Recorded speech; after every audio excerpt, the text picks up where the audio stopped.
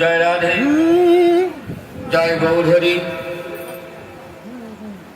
জয় রাধে, জয় রাধে।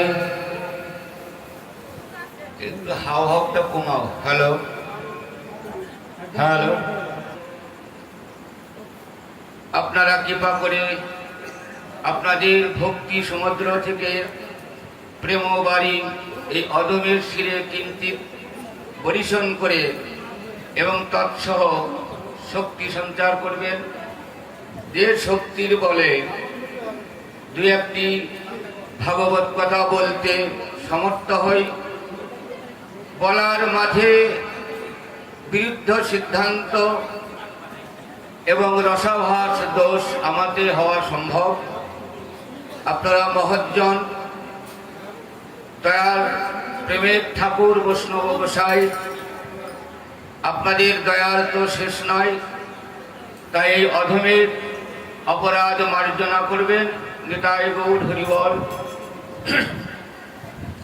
আজ আমরা যে আশ্রমে সকল সাধুগুরু বৈষ্ণব তৎসহ ভক্তমতী মাতৃপিতৃদয় সবাই আমরা সমবেত হয়েছি, তার বিশেষ তাৎপর্য হচ্ছে এই আশ্রমের যিনি মহারাজ ছিলেন, গত 1 বছর পূর্বে আজকার এই দিনে উনি প্রকট লীলা সম্বরণ করিয়া নিত্যলীলায় গমন করিয়াছেন।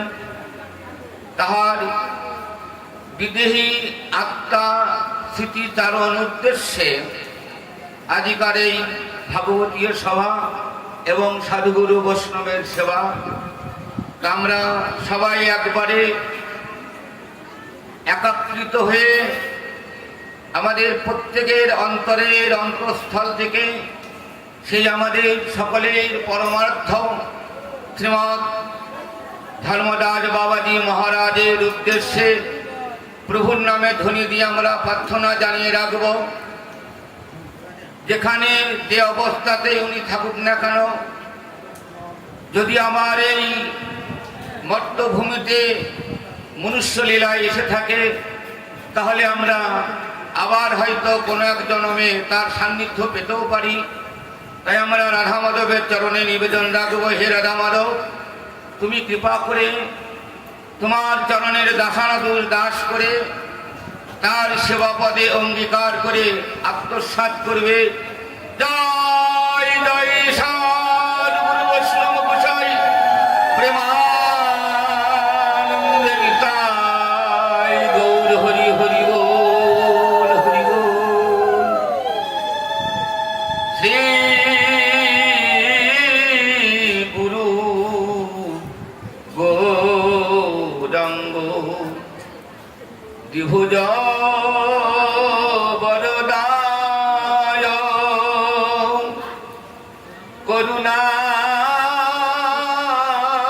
করুণাক্ষ কমল পদে মূলম রাধা মাধব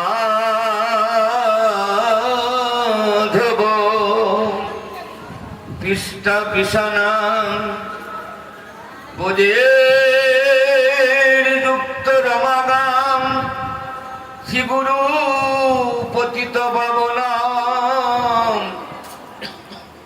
সর্বপাপ হর হরি শ্রী গুরুদেবায় নমো নমঃ। আনন্দ ঘন লীলাময় বিগ্রহ রস প্রেম পদায়তে কৃষ্ণ চৈতন্য চন্দ্রায় পঞ্চতত্ত্বায় নমো নমঃ।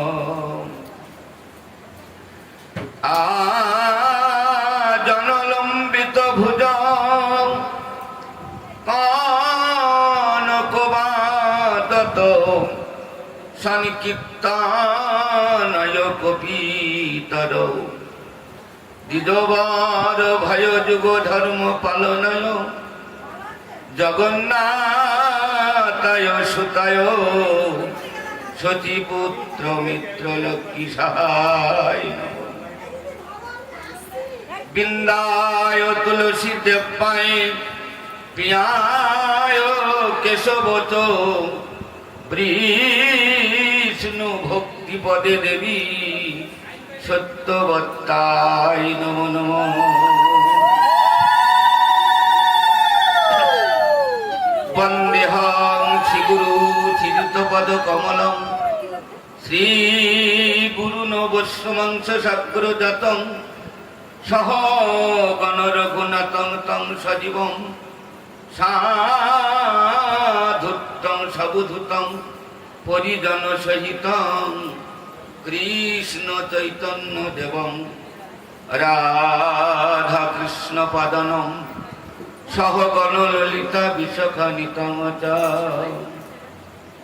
বন্ধে গুরু নিশং ভক্ত নিশমিশয়বতারকাং তারি প্রকাশ তদ ভক্ত কৃষ্ণ চৈতন্য সঙ্গকম বন্ধে শ্রীকৃষ্ণ চৈতন্য নিত্যানন্দ সহজয়িত গৌরদ্বয়ে পুষ্পবন্ত চিত্র সন্ধত মুনাদ গুরুবে গৌরচন্দ্রায় রাধিকায় স্তদলয়ে কৃষ্ণায় কৃষ্ণ ভক্ত তদ ভক্তায় নমো নমঃ। মুখাং করতি বাচলং পঙ্গুলং ভয়তে গিরিজাৎ কিমাতমহং বন্ধে পরমানন্দ মাধব। অনারিপিত চরিং চিরাৎ করুণায় অবতীর্ণ কলৌ সমারিপয়ত উন্নত উজ্জ্বল রসং সভক্তি শ্রেয়ং হরিপুরট সুন্দর দ্যুতি কদম্ব সন্দীপিত সদা হৃদয় স্কন্দরে এই স্ফুরত বচতি নন্দন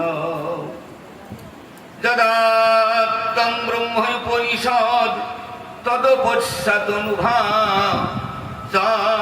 আত্মায়ন্তর্যামী পুরুষ ইতি সংসবিভবা ষড়ৈশ্বর্য পুণ্য জয় ভগবানের স্বয়ং না কৃষ্ণার্য জগদ্গুরু পরতত্ত্ব পরমিহ রাধা কৃষ্ণ প্রণয় বিকৃতি আহ্লাদিনী শক্তি রসমা যেকাৎপানা ভূপি ভোরা দেহ ভেদন্ত চৈতন্য খাং প্রকট মধুনাং তদাত্মা কৃষ্ণ চৈতন্য সঙ্গকম রাধার ভাবদ্যুতি সুবিলতি নমি কৃষ্ণ স্বরূপম।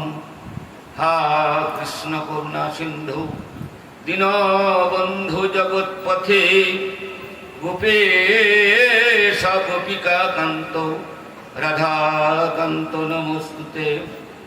তপ্ত কাঞ্চন গৌরাঙ্গী রাধে বৃন্দাবনেশ্বরী বিশ্বভানুসুতাং দেবী প্রণামিতি হরি প্রেম। বাঞ্ছাকল্পতরুভূত কৃপা সিন্ধু ভয়বত পতিতানাং পাবনেভ্যো সকল বৈষ্ণবেই নমো নমঃ। হরের নাম হরের নামৈব কেবলম বলো নাস্তেব্য নাস্তেব্য গতিরন্যথা। হরে কৃষ্ণ কৃষ্ণ কৃষ্ণ হরে হরে হরে রাম রাম রাম হরে হরে। জয় জয় সকল সাধুগুরু বৈষ্ণব প্রেমানন্দে হরি হরি বল। দেখুন এক ভাগবত বড় সাধু শাস্ত্র, আর এক ভাগবত হচ্ছে ভক্তিরস পাত্র।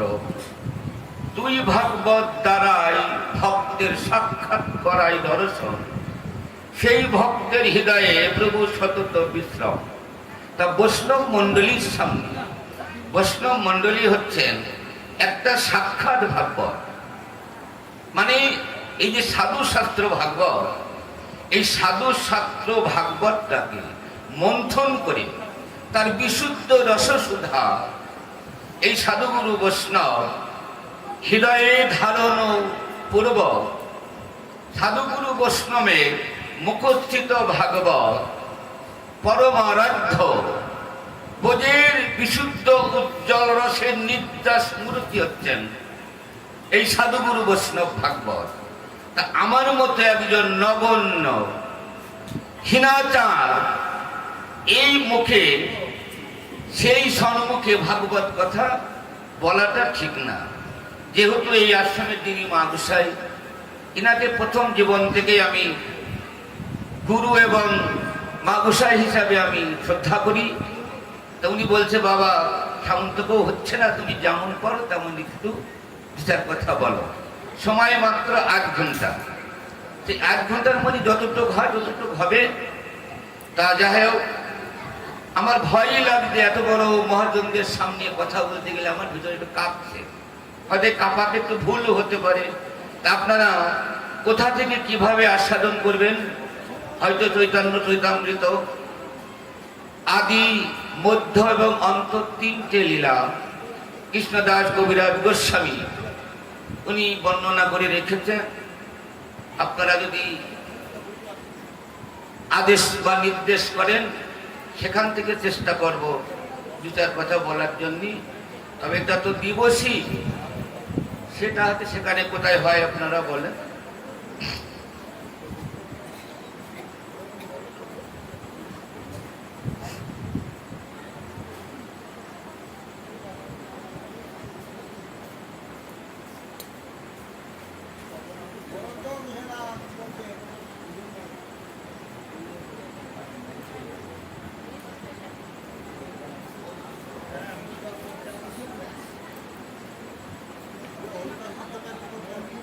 ঠিক আছে।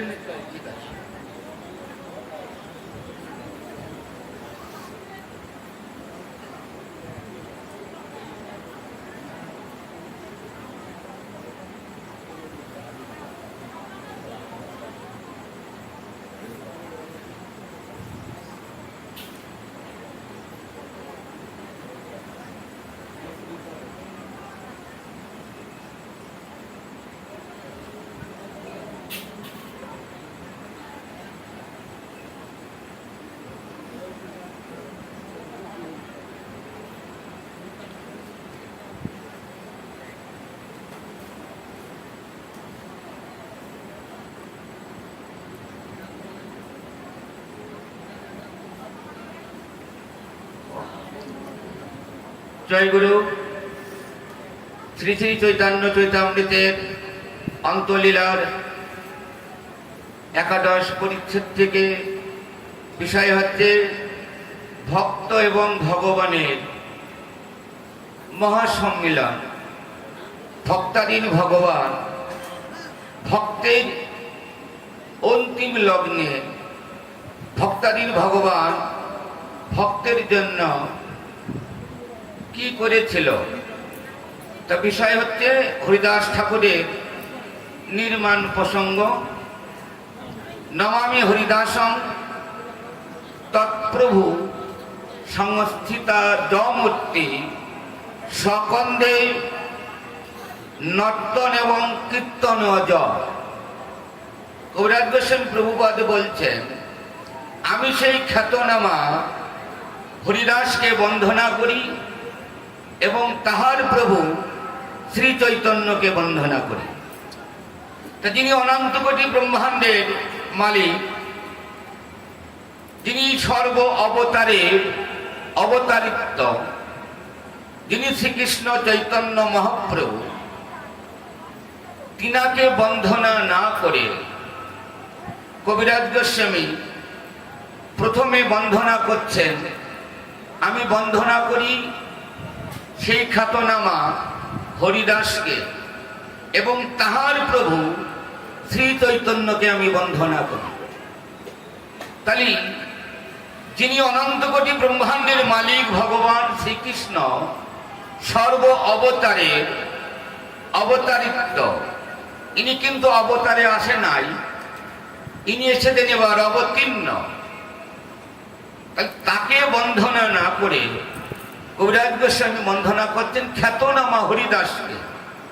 তাহলে পার্থিব জগতে দেখা যায় এহ জগতে কোন একজন ব্যক্তি বিশেষ সম্মানে সম্মানিত হলে তাহাকে বলা হয় একজন খ্যাতি সম্পন্ন ব্যক্তি।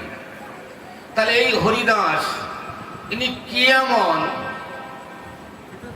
কর্ম করেছিলেন যে সেই কর্মের দ্বারাই একটা বিশেষ খ্যাতি অর্জন করেছিলেন, যে ভগবানের আগে ইনি প্রণম্য এবং উনি প্রণাম প্রাপ্তি হলেন।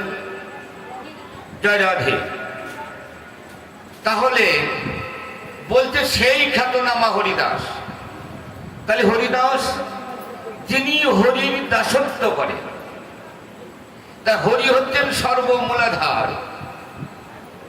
হরি শব্দের তাত্ত্বিক ভাগবত অভিধান বৈষ্ণব দর্শন যা সিদ্ধান্ত দিলেন, এই হরি হচ্ছে সর্বমূলাধার। তা যে হরির দাসত্ব করেন তিনি হচ্ছেন হরিদাস। তাহলে যিনি হরি, হরি শব্দের অর্থ হচ্ছে যিনি হরণ পূরণ, যিনি হরণ থেকে পূরণ করে বা করায়, তিনি হচ্ছেন হরিদাস। তাহলে হরিদাস শব্দের অর্থ হচ্ছে লাদিনী, আনন্দদায়িনী সত্তা শক্তি। যিনি ভগবানকে আনন্দ দেয়, সেই সত্তা শক্তি যিনি দাসত্ব করেন তিনি হচ্ছেন হরিদাস। এই হচ্ছে ওনার একটা বিশেষ খ্যাতি। আর একটা খ্যাতি হচ্ছে সবার উপরে পিতৃধন, তার উপরে হচ্ছে হরিধন। লয়ে রাসেশ্বরী মহারাস করে। তাহলে পিতৃধনের একটা স্থান আছে, সাধুগুরু বৈষ্ণব জানে, ওটা আমরা জানি না, আমরা বক্তা জানি না যে পিতৃধনের কোথায় বাসস্থান, আর তার উপরে যে হরিধন তার বা কোথায় বাসস্থান সেটা আমরা বক্তা হিসাবে জানি না, এটা সাধুগুরু বৈষ্ণব জানে। এর বিশেষভাবে জানতে হলে আপনারা স্ব গুরুদেবের কাছে চরণাশ্রয় করে দাসত্ব পদে অঙ্গীকার হয়ে তবেই জানা যাবে যে এদের বাসস্থান কোথায়। তাহলে সবার উপর যদি পিতৃধন হয়ে থাকে, তার উপরে হরিধন, তাই পিতৃধনের উপরেও হরিধনের বসবাস।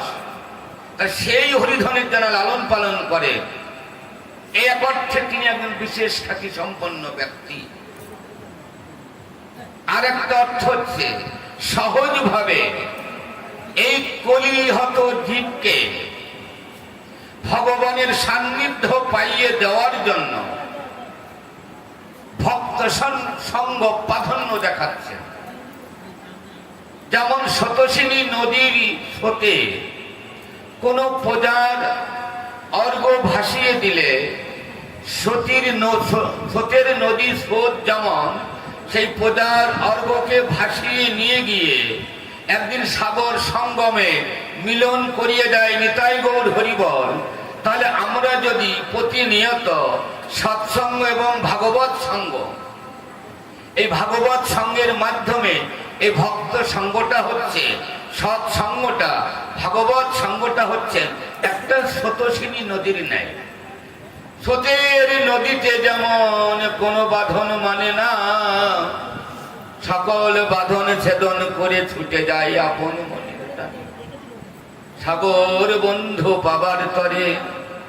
তাহলে কৃষ্ণ ভক্তরা, ভক্ত এনারা হচ্ছে ঠিক স্রোতের নদীর মতো।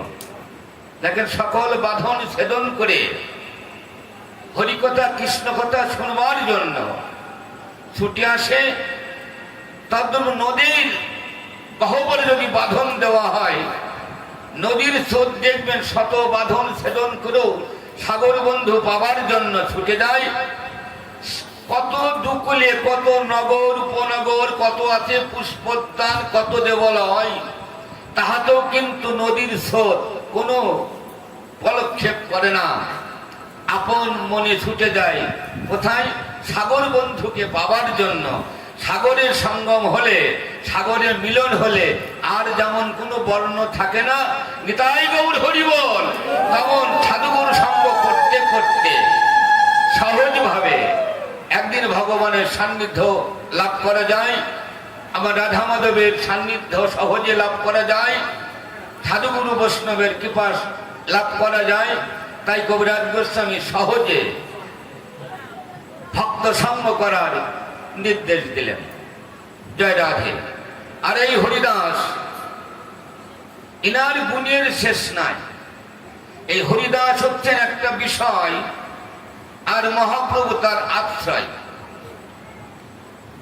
যিনি হরিদাস, ইনি হচ্ছেন বিষয়। আর এই পার্থিব জগতের ঐশ্বর্য মার্গ বিষয় কিন্তু না। এই হরিদাস যেমন বলবেন, প্রশ্ন করবেন, বিষয় তো বিষ, কিন্তু না, এটা মাধুর্য মার্গের, মাধুর্যের ঐশ্বর্য জনিত বিষয়, যে বিষয়ের আশ্রয় আছে শ্রীকৃষ্ণ চৈতন্য মহাপ্রভু।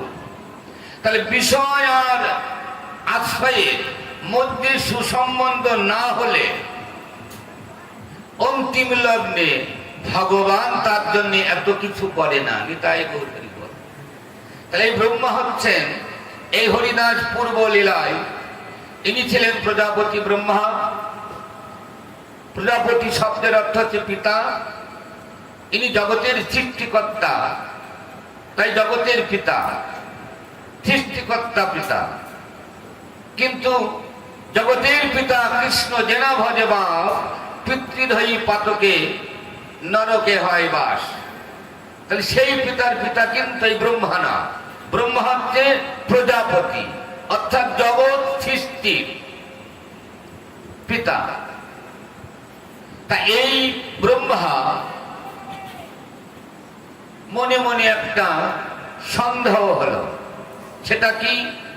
ডক্টর মহানম্রত তার ভাগবতে বললেন যে কোন ব্যক্তির মনে যদি কোনো সন্দেহ আর অবিশ্বাস একবার বাসা বাঁধে, এই অবিশ্বাস আর সন্দেহের দ্বারাই কোন শুভ কর্ম সুসম্পন্ন করা কিন্তু অসম্ভব।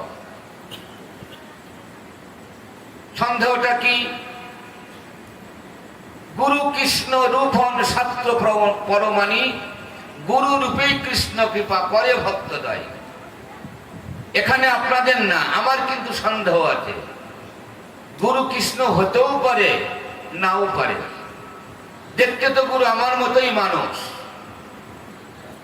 এইখানে যদি কারোর একবার সন্দেহ আর অবিশ্বাস, এই অবিশ্বাস জনিত মনের দ্বারাই কোনদিন শুভ কর্ম করা সম্ভবপর হয় না। তাই ব্রহ্মার মনে এই সংশয় আর অবিশ্বাস এসেছিল। সেটা কি? যে সামান্য গোপ বালক হয়ে সে কি করে ভগবান হয়? আর ভগবান যদি হবে তাহলে সে গোচারণ করবে কেন? আর গোচারণ যদি করবে তাহলে অন্যান্য রাখালদের উচ্ছিষ্ট এটো আহার করবে কেন? এটা তো ভগবানের কর্ম না। তাই মনের সন্দেহকে দূর করবার জন্য ব্রহ্মা মনস্থির করলেন, আমি ভগবানকে পরীক্ষা করব। ভাবা যায়, উনি ভাবলেন আমি ভগবানকে পরীক্ষা করব। ভগবানকে পরীক্ষা কোথায় করবে?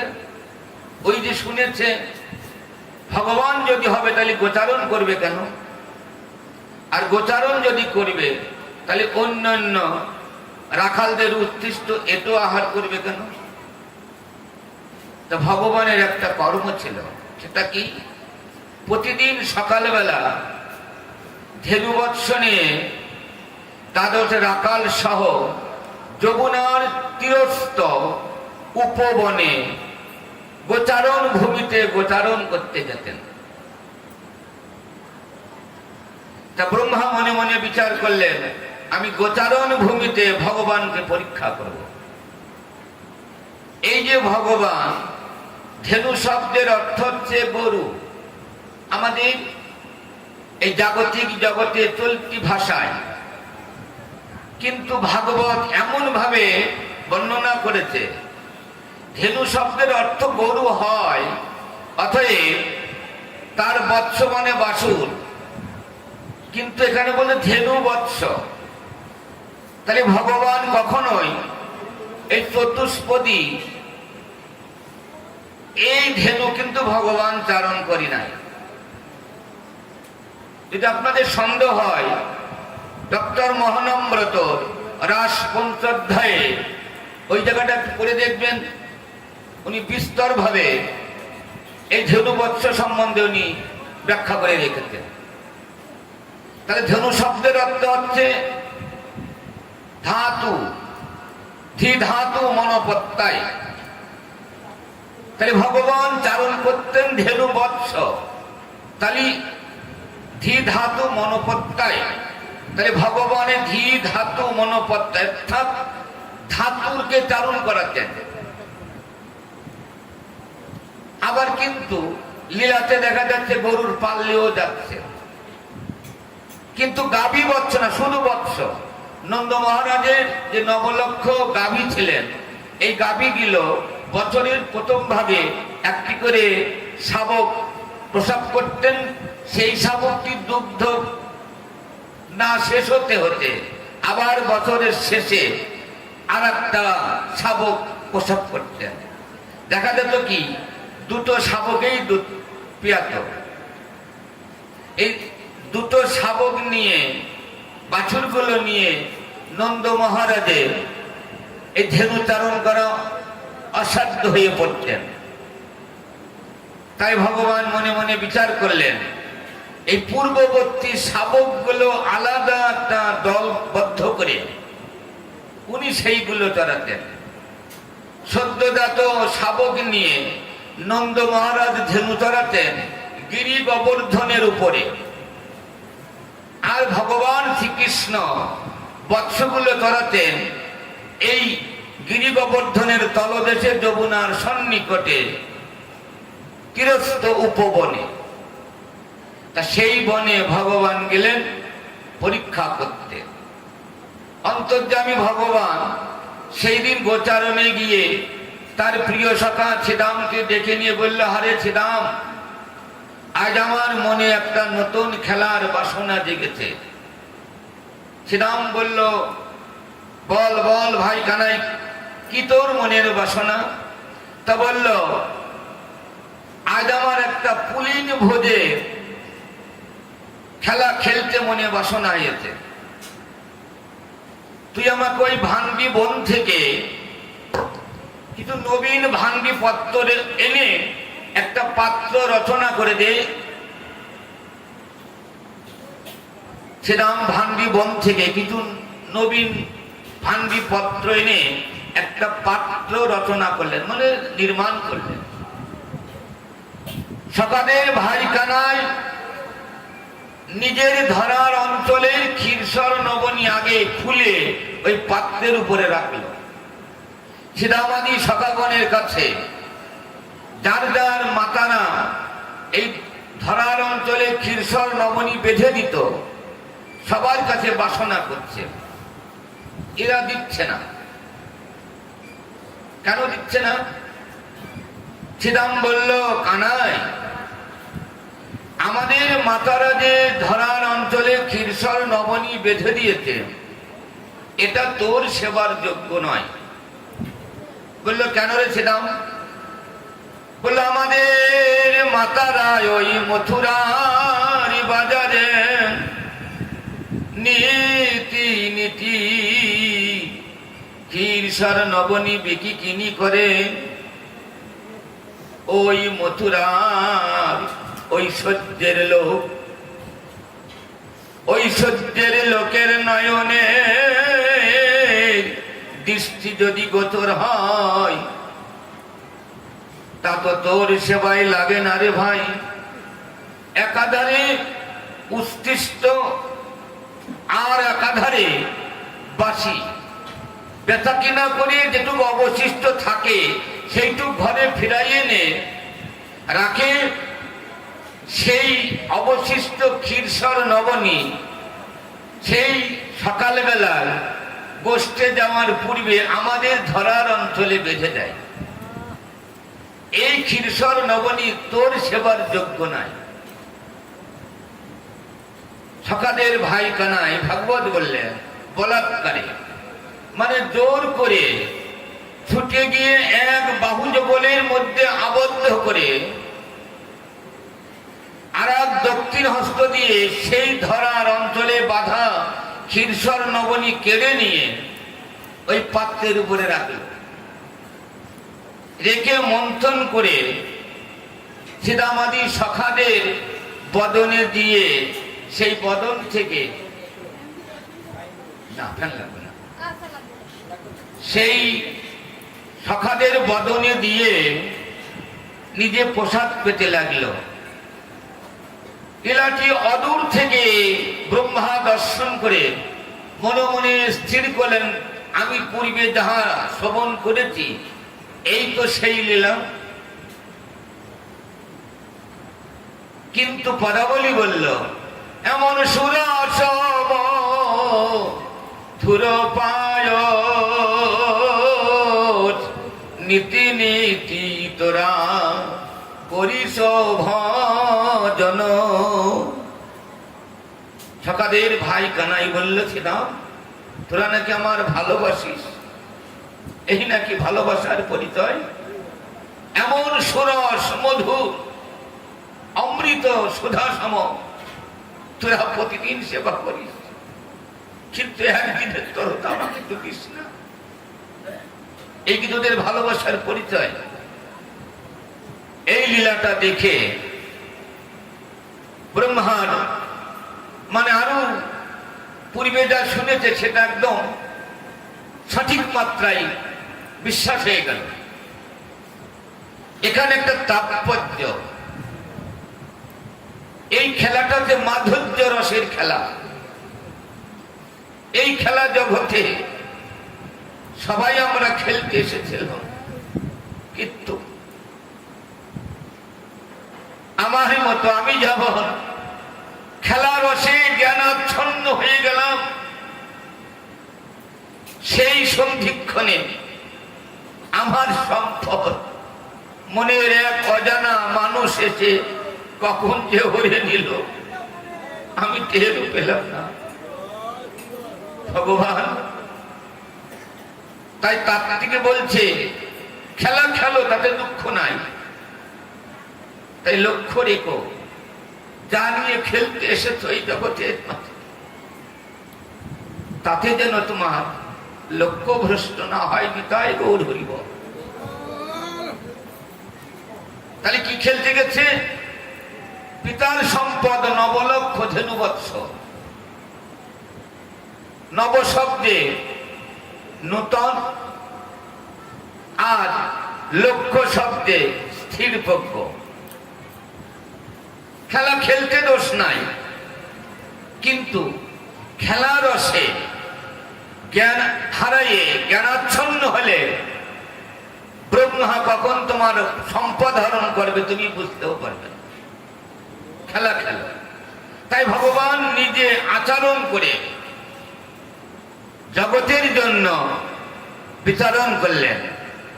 ভাগবত তাকে তাত্ত্বিক অর্থে বিচার করে দিলেন, হে জগৎবাসী, আমরা সবাই কিন্তু পিতৃধনের খেলা খেলতে এসেছি, কিন্তু খেলা হলো না আমার। কারণ খেলায় একটা আনন্দ আছে, সেই আনন্দ আস্বাদন করতে গিয়ে আমি জ্ঞানাচ্ছন্ন হয়ে গেলাম। তাই তোমরা যেন এই জ্ঞানাচ্ছন্ন হয়ে অমূল্য সম্পদ যেন হারা না হতে হয়। নিতাই গৌর হরি বল। সেই সন্ধিক্ষণে ব্রহ্মা এই ধেনুবৎস হরণ করে একটা গুহার মধ্যে নিমজ্জিত করলেন। গুহার মুখদ্বারে একটা প্রস্তর খণ্ড দিয়ে আবর্তন করে দিলেন। যেই দিন এই ব্রহ্মা এই ধেনুবৎস হরণ করে একটা গুহার মধ্যেই রাখে, সেই গুহার মুখে একটা প্রস্তর খণ্ড দিয়ে আবদ্ধ করা হয়ে যায়। ধেনুবৎস ফিরে পেলেও অনেকদিন পর ফিরে পাওয়া যায়। যে বর্ণের বৎস হরণ করেছিল সেই বর্ণের বর্ণিত বৎস কিন্তু আর ফিরে পাওয়া যায় না। তাই বলল পরম ব্রহ্মের একই স্বরূপ, ব্রহ্মের অনন্ত স্বরূপ। জলের মতন, জল যেমন যে পাত্রে রাখা হয় তখন সেই পাত্রের রূপ ধারণ করে, তাই এই যে ব্রহ্মা যখন যে পাত্রে ধারণ করে সেই পাত্রের রূপ ধারণ করে। আর পরম ব্রহ্মর একই স্বরূপ, পাত্রান্তর ঘটলে স্বরূপে বিলক্ষণ আসেনি। তাই গৌর হইল ভগবানের অনন্ত শক্তি, তার মধ্যে তিন শক্তি প্রধান: জীব শক্তি, চিৎ শক্তি, আর হচ্ছে বহিরঙ্গ মায়া শক্তি। তো ভগবান বহিরঙ্গ মায়া শক্তির দ্বারাই ব্রহ্মাণ্ডের অন্তর্লীলা অনুভব করে মুহূর্তের মধ্যেই নবলক্ষ ধেনুবৎস এবং দ্বাদশ রাখাল ছিদন করলেন। মাঠে আবার তারণ হচ্ছে। 3 দিন হরণ করেছিলেন, 3 দিনই আবার ছিদন হয়েছিলেন। আমাদের সতর্ক বা সাবধান থাকতে হবে। যে কোনো এই সপ্তাহকালে যে কোনো 3 দিনের যে কোনো একদিন হরণ হবেই হবে। আর হরণ হয় না কাদের? যারা সাধুগুরু বৈষ্ণবের চরণ আশ্রয় করে, সাধুগুরুর অভয় পদ দুটি বক্ষে রেখে, নয়ন দুটি ভিঙ্গ সাদৃশ্য করে, অহর্নিশি গুরুর তাদ বদনে স্বরূপ ধানে রাখে, তাদের হয়তো হরণ নাও হতে পারে। তাই গৌর হরি। ব্রহ্মা দর্শন করে ভয়ে ভয়াতুর হলেন। সে কি, আমি হরণ করছি, আবার মুহূর্তের ভিতরে ছিদনও হচ্ছে, একে আমাকে জানতে হবে। তাই ব্রহ্মা ধ্যানে জানতে পারলেন এ সামান্য বালক নয়, ঈশ্বর পরম কৃষ্ণ সচ্চিদানন্দ ময় বিগ্রহ, অনাদিরাদি গোবিন্দ সর্বকারণের কারণ।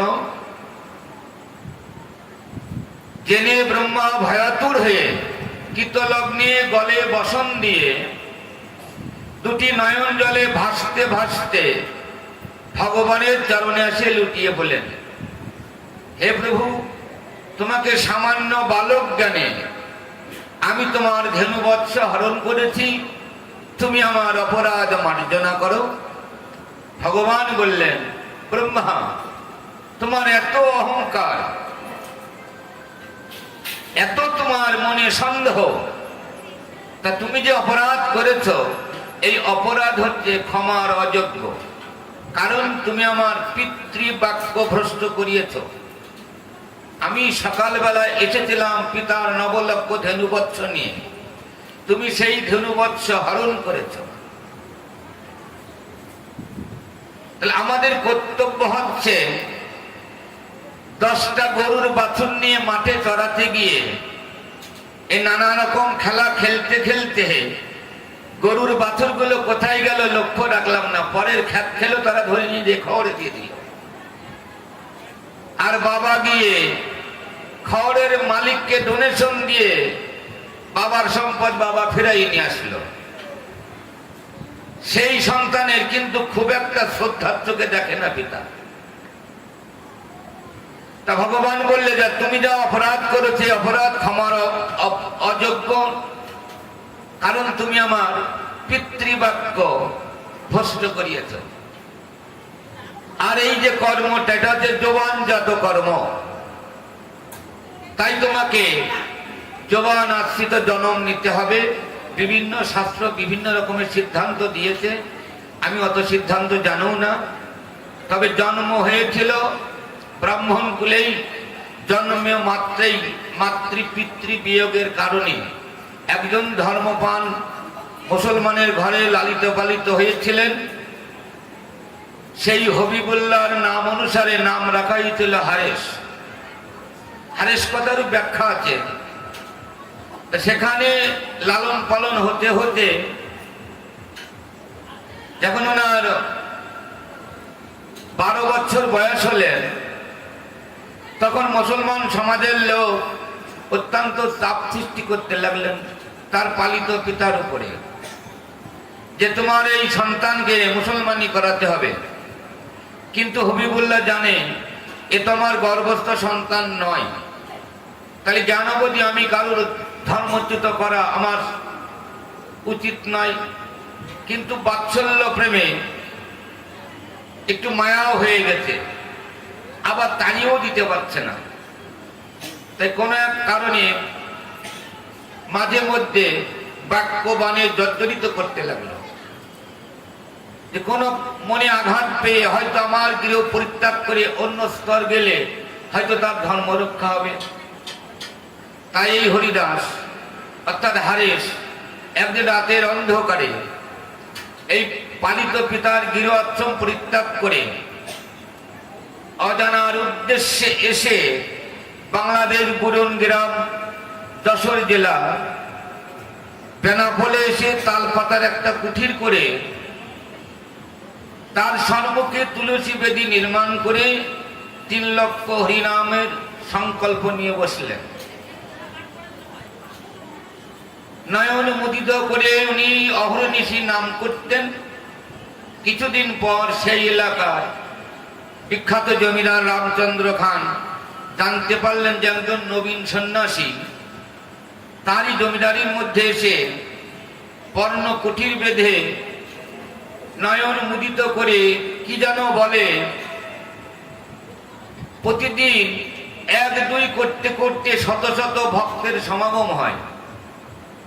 উনি মনে মনে বিচার করলেন, এ হয়তো কোনো দূরদেশীয় ছদ্মবেশী শত্রু, হয়তো অকস্মাৎ আমার রাজ্য আক্রমণ করে আমাকে রাজ্যচ্যুত করবে। তাই এই রামচন্দ্র খান উনি একজন যোশিত রমণীকে নিয়োজিত করলেন।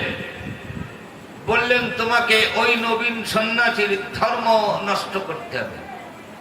সাধু মারতে, সাধু তাড়াতে কোনো লাঠি ছোটা লাগে না। সাধুর একটা জায়গায় ভয়, সাধু যদি ধর্মহারা হয়, ধর্মচ্যুত হয়, যেমন ভুজঙ্গের মস্তকের মণিহারা হলে সেই ভুজঙ্গ যেমন বেঁচে থাকার আশা রাখে না, তদ্রূপ কোনো সাধু যদি কোনো অকস্মাৎ দৈব কারণে তার সাধুত্ব হারা হতে হয়, ততপু সেই সাধু আর বেঁচে থাকার আশা রাখে না। তাই বিচক্ষণ বুদ্ধি এই রামচন্দ্র খান একজন যোশিত রমণীকে পাঠালেন, ওই সাধুর তোমার ধর্ম নষ্ট করতে হবে। তার নাম হচ্ছে লক্ষ্যহীরা। তৎকালীন যুগে উনার বদন একবার দর্শন করতে হলে 1 লক্ষ স্বর্ণ মুদ্রা রেখে তার সঙ্গে 2টো বাক্যালাপ করতে হতো। তাই সেই লক্ষ্যহীরা সুন্দর করে সুসজ্জিত করে সন্ধ্যার পূর্বে হরিদাসের আঙ্গিনায় গেলেন। যাই দেখলেন নবীন সন্ন্যাসী ওই পর্ণ কুঠিরের মধ্যে বসে বসে নয়ন মুদিত করে নাম করছে। লক্ষ্যহীরা সম্মুখে তুলসীর বেদিটাকে 7বার প্রদক্ষিণ করে দণ্ডবাদ করে দাঁড়িয়ে বসলেন। বহুক্ষণ অতিবাহিত হলো। হরিদাস নয়নে উন্মোচন করে একবার চেয়ে দেখল না। লক্ষ্যহীরা মনে মনে চিন্তা করলেন, একে তো ধ্যান ভাঙাতে হবে, নাইলে আমার রূপ মাধুর্য যদি না দেখে তাহলে আমি তার ভোলাবো কি করে। তাই কবি বললেন, হরিদাসের ধ্যান ভাঙাতে লক্ষ্যহীরা পায়ের নুপুর বাজায়, নুপুরের ধ্বনি শুনে হরিদাস চোখ মেলে তাকায়। করজোড়ে বলে হরিদাস তুমি এলে মাগো আমার গোবিন্দ আসে নাই। লোক কহিরা ডাক দিয়ে কয় হরিদাসের ঠাই, আমি তো নাই ভোজের রাধা বাজারের বেশ্যা, রতি জ্বালাই হিয়া জলে ঠাকুর তোমারে জানাই, রতি দানে তাপিত হৃদয় করব শীতল। হরিদাস কহে গো আমারও বারতা, আমি এক কঠিন ব্রত নিয়ে আছি গো হেতাই, নামের সংখ্যা যবে হবে পূরণ, অবশ্যই তোমার মনের বাসনা হইবে পূরণ। কিন্তু সেই নিশি কেটে গেল, এইরকম 3 দিন গিয়েছিল। 3 দিনের দিন হরিদাসের কাছে লোক কহেরা বলল, ঠাকুর আমি এসেছিলাম তোমাকে সর্বনাশ করতে, কিন্তু কোন এক মনের অজানা মানুষ এসে আমার সর্বস্ব হরণ করে আমাকে একদম চির অনাথিনী কাঙালিনী করেছে। ঠাকুর একবার কৃপা করে এই পতিতা দাসীকে তোমার ওই অভয় চরণে আশ্রয় দাও। হরিদাস বলল, আমি তোমার কারণেই এসেছি, অর্থাৎ পহিলি আমি বুঝেছি তোমার মনোগত দশা। তা যাও, ঘরে গিয়ে অর্জিত অর্থ সম্পদ এককালে ব্রাহ্মণ বৈষ্ণবে দান করে রিক্ত শূন্য হাতে আমার এখানে চলে এসো।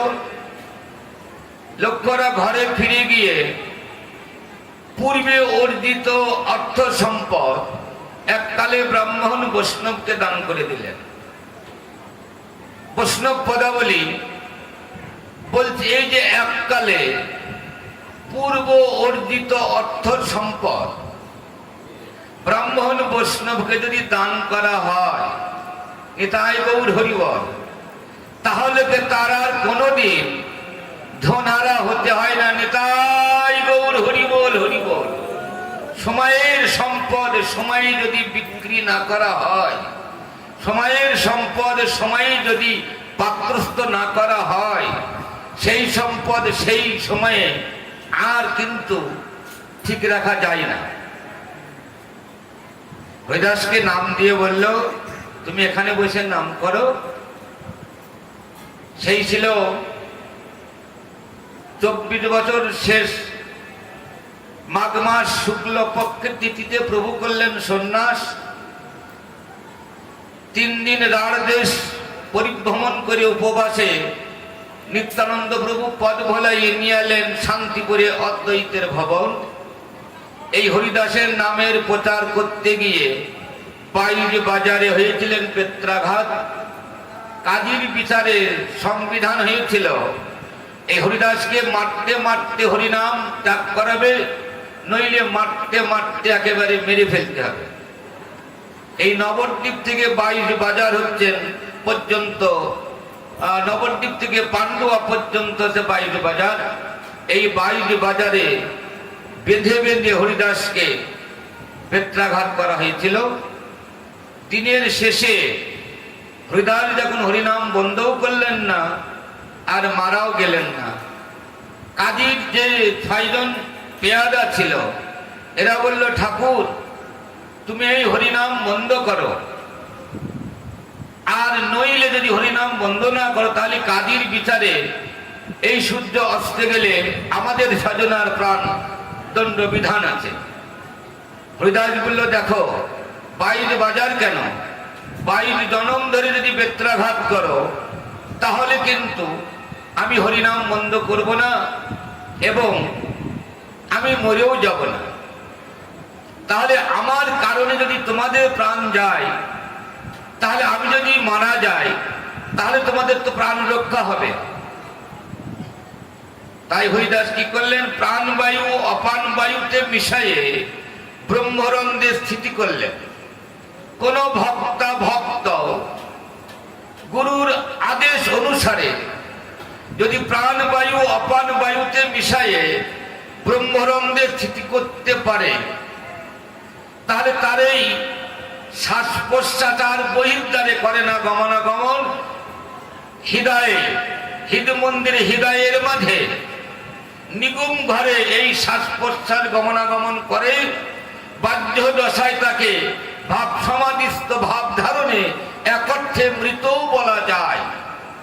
কারণ 21,600 বার যে শ্বাস প্রশ্বাস গমনাগমন করে সেটা কিন্তু আর বহির্দ্বারে আসে না। তাই হরিদাস প্রাণবায়ু অপানবায়ুতে মিশাইয়ে ব্রহ্মরঙ্গে যখন স্থিতি করলেন ভাব সমাধিস্থ ভাব দশা হওয়াতে, মানে এক কথাই উনি মৃত পায়। কাজীর কাছে সংবাদ দেওয়া হলো। কাজী বলল ওকে কবর দেওয়া হোক। মুসলমান সমাজপতিরা বলল না না না, ওকে যদি কবর দেওয়া হয় তাহলে বেহেশত পাবে। কাজী বলল দাহ করে দাও। হিন্দু সমাজের হিন্দু পণ্ডিতরা যে বলল না না না, যদিও হিন্দুর সন্তান হয় সারা জনম যৌবনান্নে প্রতিপালিত, ওকে দাহ করা যাবে না। ইচ্ছাময়ীর ইচ্ছা, অন্তর্যামী ভগবান ভক্তের অন্তর্দশা সততই অনুভব করে। কাজী বললেন তাহলে গঙ্গায় ফেলে দাও। গঙ্গার খরতর ছোটে যখন ফেলে দেওয়া হলো, হরিদাস ভাসতে ভাসতে চলে গেল পান্ডুয়া বাজারে। পান্ডুয়া বাজার থেকে উজানে ভাসতে ভাসতে আসলেন এই সুরধ্বনি গঙ্গায় শান্তিপুরে অদ্বৈত ভবনের তীরে। অদ্বৈত প্রভু প্রতিদিন গঙ্গায় আকণ্ঠ গঙ্গা জলে দাঁড়িয়ে অবগাহন করে গায়ত্রী মন্ত্র করতেন সাধন। গায়ত্রী সমাপনের পর যখন নয়ন মেলে দেখলেন একটা মৃতদেহ এসে তার অঙ্গ স্পর্শ করে দাঁড়িয়ে আছে। অদ্বৈত প্রভু শ্রী বিষ্ণু বলে মৃতদেহটি ভাসিয়ে দিয়ে আবার গঙ্গায় অবগাহন করে আবার যখন গায়ত্রী ধরলেন তদ্রূপ আবারও সেই একই হতে লাগলো। অদ্বৈত প্রভু মনে মনে বিচার করলেন এ তো সাধারণ কোন শব্দ নয়। উনি সূক্ষ্ম দৃষ্টিতে পক্ষে কর্ণপাত করলেন। যখন কর্ণ স্থাপন করলেন দেখলেন হৃদয় মন্দিরে বিনার সুরে মধুর সুরে গাই কৃষ্ণ গুণগান। অদ্বৈত প্রভু দুটো বাহু পাশরিয়ে পক্ষে নিয়ে তীরে তুলে কর্ণে দিলেন উচ্চস্বরে হরিনাম। নাম দিতে দিতে হরিদাসের দেহে হলো প্রাণের সঞ্চার। নাম চিন্তামণি গ্রন্থে বললেন হরিনাম মৃত সঞ্জীবনী সুধা। যে নাম প্রাণ করলে মৃতদেহে প্রাণের সঞ্চার হয়। আপনারা প্রশ্ন করবেন হরিনাম যদি মৃত সঞ্জীবনী সুধা হয় তাহলে কত মানুষ মারা যায় হরিনাম করতে করতে সৎকার করবার জন্য আমরা গঙ্গার উপকূলে নিয়ে যাই, কই কেউ তো ফিরে আসে না। ও বাবা এ মরা সে মরা না, এ তো মরা না, আমরা আসরিক মায়া বুদ্ধিতে আমরা মরা বলি। এটা দেহন্তর। পাশামচি জিন্নানি নৈনং ছিন্নানি নরহ পরাহনি। যেমন পুরাতন বস্ত্র পরিত্যাগ করে নতুন বস্ত্র ধারণ করা হয়, তদ্রূপ পুরাতন দেহটা পরিত্যাগ করে আত্মা অবিনশ্বর সত্তা শাশ্বত সনাতন আবার একটা নতুন দেহ ধারণ করে এরে মরা বলা যায় না। এটা হচ্ছে দেহন্তর। কিন্তু আমরা আসরিক মায়া বুদ্ধিতে এইটাকেই মরা বলি। আর যে মরা সে মরা আমরা জানি না। মহাজন বলল সেই মরা এই হরিনামৃত সঞ্জীবনী সুধা পান করলে অবশ্যই সে মরা প্রাণ বাঁচে। অকাল মরণ থেকে তার প্রাণ উদ্ধার হয়নি। তাই হরি বল।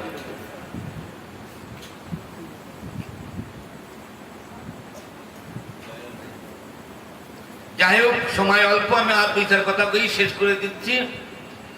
এবার ওইখান থেকে হরিদাসের সঙ্গে প্রথম দেখা হলো। হরিদাস প্রভুর চরণ জড়িয়ে ধরে বলল প্রভু গো, মনে বড় সাধ ছিল তোমার চরণ তরি আশ্রয় করে শ্রীক্ষেত্রে জগন্নাথ ধামে গিয়ে জগন্নাথ প্রভুকে দর্শন করব। প্রভু বললেন হরিদাস এবার না, তুমি আরবার আসিও, মানে আগামীবার। পর বছরে সেবানন্দ সেনের সঙ্গে হরিদাস জগন্নাথ ক্ষেত্রে জগন্নাথ উদ্দেশ্যে চললেন। যেতে যেতে আলামনাথ পর্বতের কাছে গিয়ে শিবানন্দ সেনকে জিজ্ঞাসা করলেন, শিবানন্দ আর জগন্নাথ মন্দির কত দূর? শিবানন্দ সেন দক্ষিণ হস্ত উত্তোলন করে দেখিয়ে দিল ওই অদূরে জগন্নাথ মন্দিরের চূড়ার মাথায় ধ্বজা। ওই ধ্বজা পতাকাকে দর্শন করে দণ্ডবধ করে ওই আলারনাথ পর্বতের বৃক্ষতলে ধুলায় ধসরে হরিদাস শয়নে গেলেন। শিবানন্দ সেন গৌড়ের ভক্তবিন্দু নিয়ে যখন কাশী বিশ্বের বাড়ি গিয়ে উপস্থিত হলেন, সর্বগ্রে মহাপ্রভু জিজ্ঞাসা করলেন, শিবানন্দ আমার হরিদাস আসে নাই? শিবানন্দ বললেন, প্রভু এসেছে বটে, কিন্তু তার আর চলবার মতো শক্তি নাই। ওই আলারনাথ পর্বতে বৃক্ষতলে ধুলাই ধসরে শয়নে পড়ে আছে তোমার হরিদাস। যেমন মহাপ্রভু হরিদাস হরিদাস করে উচ্চস্বরে ডাকতে ডাকতে ছুটে চললেন। তৎসহ ভক্তবিন্দু পিছন পিছন ছুটলেন। মহাপ্রভুর বদন থেকে ভেসে আসা হরিদাসের এই ধ্বনি শ্রবণ করে উনি একটু মস্তক উত্তোলন করে একগুচ্ছ তিনিও দন্তে দিয়ে দুটো বাহু উত্তোলন করে বললেন, প্রভু গো, তুমি আমাকে স্পর্শ করো না। আমি হীন কুলে জন্ম মোর নিন্দে কলেবর, হীন কর্মে রতময় অধম পামর। অবিশ্বাস বিশ্বমর অঙ্গীকার করি রৌরব হতে গাড়ি বৈকুণ্ঠে চড়ালে। প্রভু তুমি আমার জন্য অনেক করেছ, আমি নিকৃষ্ট, আমি হীনাচার ব্যক্তি, তোমার দুটি পায়ে পড়ি প্রভু, তুমি আমাকে স্পর্শ করো না। ভক্তাধীন ভগবান তাকিয়ার শুনে বলাৎকারে ধুলা থেকে হরিদাসকে পক্ষে তুলে নিয়ে বললে, হরিদাস আমি তাত্ত্বিক উদাসী সন্ন্যাসী, আমার এই দেহটা তপ্ত মরুভূমির সম, তুমি ভক্ত সদ্য পুষ্পটিত কোসম, না জানি তোমাতে আছে কত সুমধু সুগন্ধ, তোমার ওই কমল অঙ্গ পরশ পাবার আমার বহুদিনের বাসনা, তুমি সেই বাসনা থেকে আমাকে বঞ্চিত করছো হরিদাস। ভক্তার ভগবানের নয়নের জলে বক্ষ প্লাবিত তো হলোই হলো, আলারনাথ পর্বতের ধুলা পর্যন্ত কর্দম্য হয়ে গেল। স্বাভাবিক অবস্থা ফিরে আসলে প্রভু বললে, হরিদাস তোমার জন্য আমি একটা বাসা নির্মাণ করেছি জগন্নাথ মন্দিরের সিংহ দ্বারের উত্তর পারে। হরিদাস বলল, না প্রভু, আমার বাসার প্রয়োজন নাই। তাই ভক্তের বাসনা পূর্ণ করবার জন্য আলারনাথ পর্বত থেকে ঘোরাইয়ে সমুদ্রের তীরে নিয়ে গিয়ে একটা বালুকা স্তূপের উপরে বসিয়ে দিয়ে বললে, হরিদাস প্রতিদিন যখন মধ্যাহ্ন করতে আসবো একবার করে দর্শন করে যাব, আর প্রতিদিন জগন্নাথের মহাপ্রসাদ গোবিন্দ দাসকে দিয়ে পাঠিয়ে দেব। একদিন গোবিন্দ মহাপ্রসাদ লইয়া হরিদাসে দিতে গেল আনন্দিত হইয়া, যাকে হরিদাস ঠাকুর করিয়াছে শয়ন, মন্দা মন্দা করিতেছে শঙ্কা সংকীর্তন। গোবিন্দ কহে উঠিয়াছি করহ ভজন, হরিদাস কহে আদি করিব লঙ্ঘন। মহাপ্রসাদ আনিয়াছ কেমনে উপেক্ষিব, শঙ্কা সংকীর্তন না পড়ে কিমতে খাইব। এত বলি মহাপ্রসাদ করিল বন্ধন, এক রঞ্ঝা লইয়া তার করিল ভক্ষণ। আর দিন মহাপ্রভু তার ঠাই আইলা, সুস্থ হও হরিদাস তাহারে পুছিলা। নমস্কার করিতে হো করল নিবেদন, শরীর সুস্থ মন অসুস্থ বুদ্ধি মন। প্রভু কয়ে কোন বেদি কহত নির্ণয়, দেহ কয়ে সংখ্যা সংকীর্তন না পুরায়। প্রভু কয়ে বিদ্যা হলে সংখ্যায় অল্প করো, সিদ্ধ দেহ সাধনে এত আগ্রহ কেন ধরো। লোক নিস্তারিতে তোমার অবতার, নামের মহিমা লোকে করিলে প্রচার। এবার ভক্ত ভগবানের অনেক কথোপকথন হলো। শেষে বলল, হরিদাস প্রভু আর একটা ছোট্ট বাসনা, তুমি লীলা সম্বরণ করবে, এই লীলা প্রভু তুমি আমাকে দেখাবে না। তোমার আগে আমার এই দেহটাকে পতন করো প্রভু। ভগবানও বলেছিল, ভক্তও বলেছিল, শেষে কিন্তু ভক্তেরই হলো জয়। বলল যে প্রভু তুমি যে লীলা সম্বরণ করবে এটা আমার মনে চাই, কিন্তু সেই লীলা প্রভু মরে না দেখাবে, আপনার আগে মোর শরীর বাড়িবে। হৃদয়ে ধরিব তোমার কোমল চরণ, জিহ্বায় উচ্চারিব তোমার শ্রীকৃষ্ণ চৈতন্য নাম। এই মতো মোর ইচ্ছা ছাড়িব পরাণ, এই কৃপা যদি মোর কর দয়াময়। প্রভু বললেন কৃষ্ণ কৃপাময় অবশ্য তোমার মনোবাসনা অবশ্যই পূরণ করবে। হরিদাস বললে প্রভু আমি কৃষ্ণ জানি না, একমাত্র আমার কৃপার তুমি সর্বে সর্বা। যাই হোক অনেক কথা। পরদিন মহাপ্রভু কাঠায় আইলাম, এতদিন মধ্যাহ্নকালে আসে হরিদাসকে দেখতে, আর পরদিন প্রাতঃকালে আসে। প্রাতঃ কাজে বলে হরিদাস কহ সমাচার। হরিদাস কহে প্রভু যে কৃপা তোমার। অঙ্গনে আরাম মিললাম প্রভু মহাসংকীর্তন, বক্রেশ্বর পণ্ডিত করে আনন্দে নর্তন। মহাপ্রভু সমস্ত ভক্তবিন্দু নিয়ে হরিনাম সংকীর্তন করতে লাগলেন। বক্রেশ্বর পণ্ডিত সবার আগে নৃত্য করতে লাগলেন। আর হরিদাস কি করলেন, একটু একটু করে সরতে সরতে এসে মহাপ্রভুর অভয় পদ দুটো বক্ষে তুলে নিয়ে নিজের নয়ন দুটি ভিঙ্গ করে আমার গৌর হরির মুখপদ্মে বসিয়ে দিলেন। বললেন প্রভু মুখ মাধুরী প্রিয়ে নেত্রে জলধার, শ্রীকৃষ্ণ চৈতন্য শব্দ বলে বারবার, নামের শহীদে প্রাণ করল নিষ্ক্রমণ। নিতাই গৌর হরি হরি বল হরি বল। সেই সময় মহাপ্রভু সেই মৃতদেহকে কোলে নিয়ে অনেক কান্নাকাটি করেছিলেন, অনেক নেচেছিলেন। স্বরূপ দামোদর রামানন্দ প্রভুকে বললেন প্রভু গো একে তো সৎকার করতে হবে। প্রভুর যখন সম্বিত ফিরলেন, সমস্ত ভক্তরা হাতে হাত ধরাধরি করে একটা বিমান নির্মাণ করে কীর্তন করতে করতে সমুদ্রের অভিমুখে রওনা দিলেন। সবার অগ্রে মহাপ্রভু নৃত্য করতে করতে যাচ্ছেন। সমুদ্রের কূলে নিয়ে গিয়ে মহাপ্রভু নিজ হাতে হরিদাসকে স্নান করালেন। প্রসাদ বস্ত্রে অঙ্গে দিল, তিলক মালাই সুসজ্জিত করে প্রসাদ বস্ত্রে অঙ্গে দিল। বালুকায় গর্ত করি তাহে শোয়ালো, শহর দেখি পাই তারে বালু দিল।